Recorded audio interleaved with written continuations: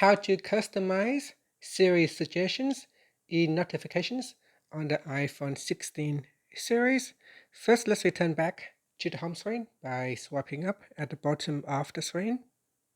Then on the home screen, tap on Settings.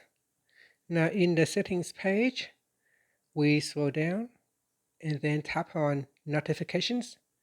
After that, go down to the Siri section and tap on Siri Suggestions. Now in here at the top, you can tap on the Allow Notifications.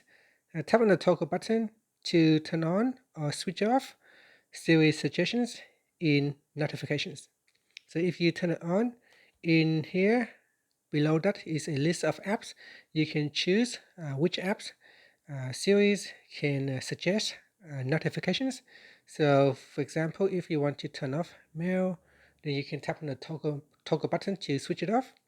When it is off, Siri will not suggest notifications related to mail.